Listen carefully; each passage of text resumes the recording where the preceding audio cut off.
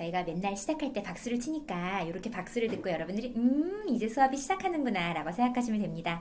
자, 오늘 신화공 토익 리스닝의 Part 2의 첫 번째 날입니다. 그래서 지난 시간까지 Part 1을 다 정리하시고요. 이제 오늘부터 본격적으로 Part 2가 들어가시는데 LC는 아시다시피 Part 1, 2, 3, 4 중에서 1은 어차피 문제가 6개밖에 안 나오고 조금 쉽다라고 생각하시겠지만 이제 2부터 본격적으로 토익의 LC 공부를 한다라고 생각하시면 되겠네요. 그렇다고 1이 어렵지 않다, 또 1이 중요하지 않은 건 아니다 라는 말씀을 드리면서 Part 2 문제부터 난이도가 급격히 상승하게 되니까 초초초 집중하셔서 문제를 잘 듣고 풀어주시면 되겠습니다. 여러분 준비되셨나요? 그러면 시작합니다. 자, 첫 번째 선생님과 함께 나눌 이야기는 바로 숙제 이야기입니다. 여러분 숙제 뭐 다 하셨나요?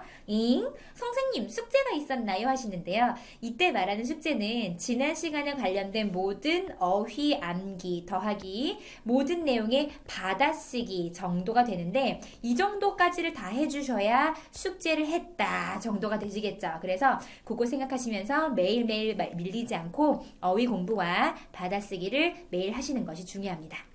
자, 그럼 오늘 Part 2 이야기를 먼저 나누기 전에 Part 2에 대한 내용을 살짝콩 정리를 한번 해드릴게요. Part 2는 크게 두 가지 컨셉으로 나눌 수 있습니다. 첫 번째는 WH로 시작하는 퀘스천과 WH가 아닌 퀘스천 이렇게 나눌 수 있는데 선생님과 지금 함께 풀어볼 이야기는 바로 WH의 퀘스천 중에서도 한 단어만 듣고 풀 수 있는 쉬운 난이도의 유닛 1 이야기를 나눠볼 거예요. 그래서 WH 퀘스천 중에서도 특히 가장 처음에 나오는 who 의문문과 where 의문문 두 가지를 함께 알아보도록 하겠습니다. 먼저 who 의문문의 출제 경향에 대해서 한번 체크를 해볼까요?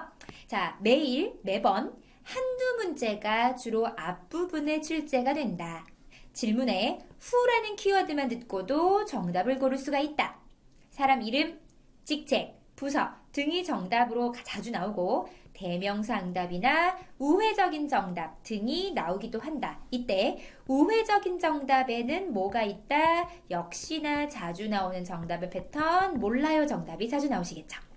자, 생각하시면서 일단 첫 번째로 유형을 먼저 알아봤다면 제대로 유형을 한번 파악해 보겠습니다. 자, 문제가 출제율이 쭉 있는데요. 그 중에서 가장 높은 비율의 33%를 차지하는 게 기타. 요거를 빼신다면 역시나 가장 많은 출제를 하시는 것은 바로 담당자 누구야? 라는 패턴이 나옵니다. 일상생활에서도 뭔가 사고가 나거나 뭔가 일이 있을 때 담당자 누구야? 이런 패턴 많이 나오시죠? 그래서 우리가 알아야 되는 수거 중에서 무엇을 담당하다의 in charge of나 무엇을 책임지고 있다의 handle 정도의 단어는 알아두시는 것이 좋겠네요. 두 번째로 많이 나오시는 것이 후의 과거 패턴, 후의 미래 패턴, 후의 현재 패턴이 순서대로 정답이 많이 출제가 됩니다. 그렇다면 유형을 파악해 보셨으니까 제대로 이제 전략을 함께 알아보신다면 후 의문문의 듣기 전략 그 첫 번째입니다. 첫 번째 질문은 질문에 대한 응답에서 이름, 직책, 부서가 들리면 일단 정답으로 찜꼭! 중요하네요. 그죠? 일단 정답으로 찜꼭! 자, 그러면 예시문 볼까요? Who will be the lead engineer for the project? 프로젝트를 위한 리드 엔지니어는, 이때 리드는 수석, 엔지니어는 누구인가요? 자, 사람 이름이 나옵니다. 이 사람 이름 읽어볼까? 시작! 라미레즈라고 나오고요. 뒤에 I believe는 들어도 되고 안 들어도 되고 어쨌든 누구야? 라는 질문에 사람 이름이나 직책이나 부서가 자주 나온다. 여러분 교재 보시고 계시나요? 교재 부분의 107페이지의 아랫부분에 보시면 여러가지 직책과 부서와 관련된 빈출 표현이 나옵니다. 자, 이 빈출 표현 중에서 조금 중요한 표현들 몇 가지만 찝어볼까요? 첫 번째 나오는 단어는 CEO가 나오네요. 이 CEO는 중간에 이자가 옆에 나오는 단어의 executive의 약자예요. 그래서 Chief Executive Officer, 사장님 될 거고요. 두 번째 줄의 첫 번째 단어인 immediate supervisor, 직속 상관. 맨 마지막 줄에 나오는 resident, 주민, 이런 단어들도 알아놓으셔야겠네요. 자, 그러면 교재 부분에 체크를 하셨다면 이제 그 두 번째 전략으로 넘어가겠습니다. 혹시 후 질문의 첫 번째 전략 기억나시나요? 아하, 벌써 까먹은 건 아니겠지? 자, 아까 집었던 첫 번째 듣기 전략 1번은 뭐뭐뭐가 정답이 된다. 세 가지 시작. 이름, 직책, 부서. 다시 뭐라고요? 이름, 직책, 부서. 그러면 이름, 직책, 부서 더하기 뭐다? 그렇죠. 대명사 답변. 대명사 답변 많이 나온다. 이때 대명사라 함은 어떤 것이 있을까? 우리 가지고 있는 교재 중에서 108페이지 맨 아래 보시면 막연한 사람이라는 패턴으로 someone, 누군가 나올 수 있지요. 두 번째로 by myself, 내가 했다. 세 번째로 no one, 아무도 아니에요. 이런 정답들이 모두 뭐가 된다? 대명사로 정답 패턴으로 나올 수가 있다. 역시나 109페이지의 오른쪽 맨 위에 보시면 빈출 대명사 표현이 나오는데요. someone, anyone, everyone 이런 정답도 괜찮으시겠네요. 자, 먼저 질문을 살짝 다시 한번 생각해 볼까요? Who was hired to fill the factory manager position? 공장장 자리에 누가 채용이 되었나요? 라고는 질문에 former executives 중에서 one 이렇게 정답이 나오는구나. 즉 아까 얘기했었던 첫 번째 패턴의 정답 이름이나 직책이나 부서 말고도 원 같은 대명사가 정답이 될 수 있다. 잘하셨어요. 자, 그 다음 전략 한번 볼까요? 갑니다. 세 번째 전략.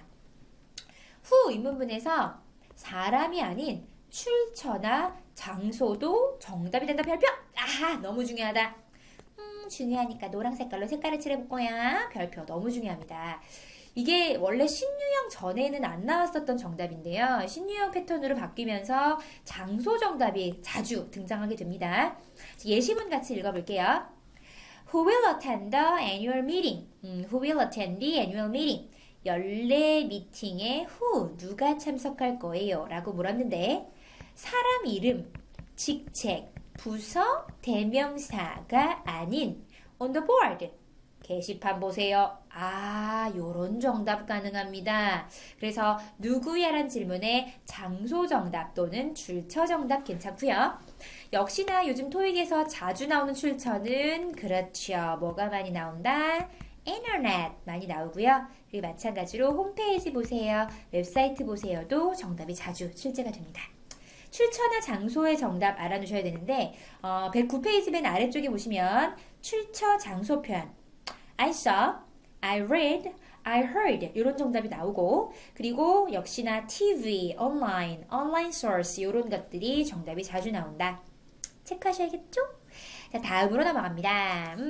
자, 후 질문의 듣기 전략 네 번째 바로 후 질문의 마지막 전략인데요.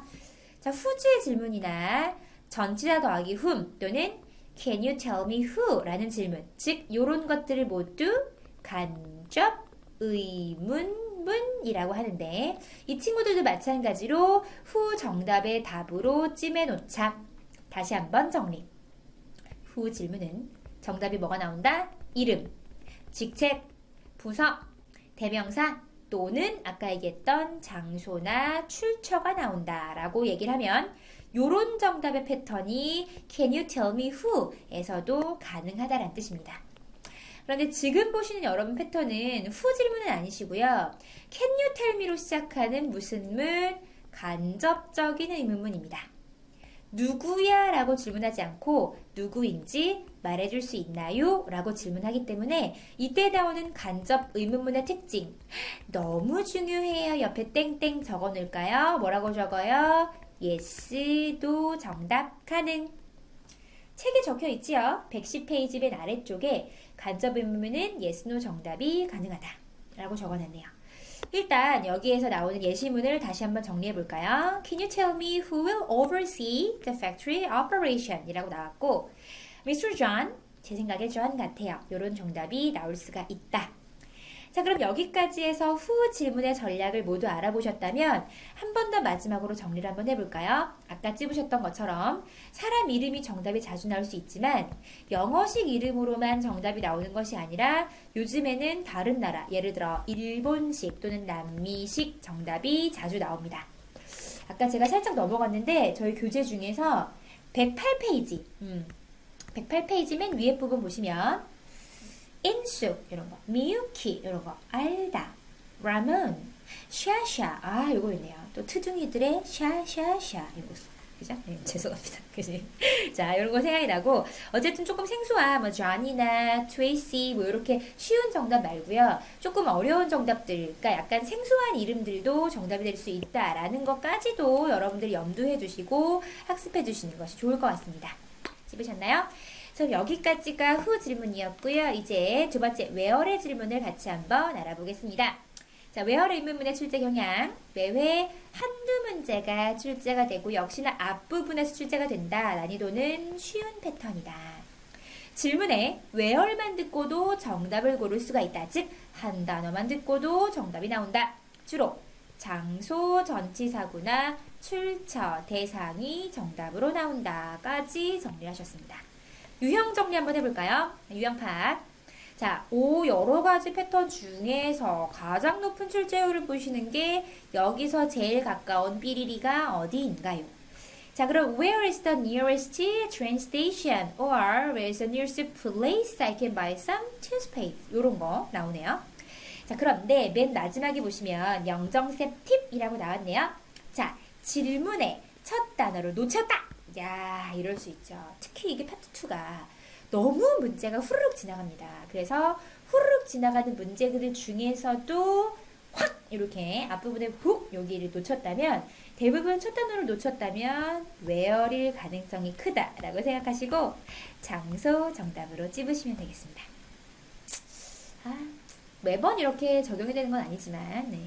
그렇게 생각하시고 네, where를 정답으로 찝으시면 될 것 같아요. 질문 첫 단어 놓치시면 대부분 문장 구조가 비슷하지만 where하고 when 두 개 중에서 where인지 when인지 잘 몰랐다면 where의 정답일 가능성이 많으니까 그거 생각하시면서 답을 숄랭 찍어주시면 되겠습니다. 자, 그러면 첫 번째 듣기 전략을 알아보겠습니다. where의 의문문 응답에서 장소가 들리면 일단 정답으로 찜꽁! 중요하죠. 그러니까 어디야? 라고 물으면 역시 장소가 정답으로 잘 된다라는 뜻입니다. 예시문 읽어볼까요? Where did you leave the fabric sample? 패브릭 샘플을 어디다 갖다 놨어요? 라고 질문했고요. I put them on your desk. 역시나 on이라는 전치사가 나옵니다. 자, 첫 번째 전략은 쉽네요. 두 번째 전략입니다. 역시나 출처나 사람 정답이 나올 수 있다. 자, 그럼 예시문 볼까요? Where did you buy your watch? 시계를 어디서 샀어요? 라는 질문에 My brother gave me. 오, 좋은 형이네요. 그렇죠? 형은 원래 때리기만 하는데 선물도 주네요. 네. My brother gave me as a present. 선물로 형이 나한테 줬어요. 형한테 감사하다고 인사해 주시면서 어디서 났어요? 라는 where의 질문에 My brother 라는 정답이 나올 수가 있겠다. 잘하셨어요. 그 예전에 한번 기출문제에서 이런 정답 나왔었는데요. Where did you buy your book? 책 어디서 났어요? 라는 질문에 It's my birthday gift. 도 괜찮아요.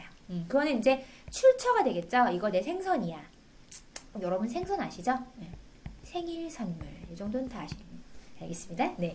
다음으로 넘어갈게요. 자, 세 번째 전략인데요. where 질문에서는 거리나 시간이 정답이 되기도 한다. 중요한 질문입니다. 자, 거리나 시간이 정답이 된다는 말은 말 그대로 어느 만큼의 거리요, 어느 정도의 시간이요, 요 정도도 정답이 된다는 뜻인데 이거 친구분들이 전략만 보고서는 좀 약간 어려워하시는 분들도 있으시더라고요. 한번 생각해 볼까요? 자, where does the firm have the relation office? 이때 연락사무소를 어디에 가지고 있나요? 라는 질문에서 300 meters 이렇게 거리로 정답을 또는 3 minutes 뭐 이런 식으로 3분 이런 식으로 정답이 나올 수도 있다. 그 아래쪽에 그 115페이지의 거리나 시간을 나타내는 표현 한번 보시면 It's within a walking distance. 걸어서 갈 수 있는 거리 안에 있어요. 괜찮고요. Far from here. 여기서 조금 멀어요. 이런 정답도 괜찮네요. 그리고 5-minute walk. 5분 거리에 있어요. 이 정도도 정답이 될 수 있다고 합니다. 이렇게 해서 듣기 전략을 체크하셨다면 이제 마지막으로 Part 2에 나오는 who 질문과 where의 질문에 전략을 대입시켜 봅시다. 자, 이제부터 음성을 들으실 건데요. 귀 쫑긋하시고 음성을 듣고 어떻게 정답을 찾으시면 되는지 생각해 봅시다. 먼저 음성이 나오시면 자, 들어볼까요? 첫 번째 음성 부분입니다. 첫 번째 음성 듣기 전에 초초초 머릿속으로 집중하시면서 내가 지금 듣고 있는 음성이 뭐다 생각하시면서 정답을 체크해 주세요. 준비되셨나요? 갑니다. Number 11. Where can I find the nearest post office? 첫 번째 스텝은 뭐다? 집중이다.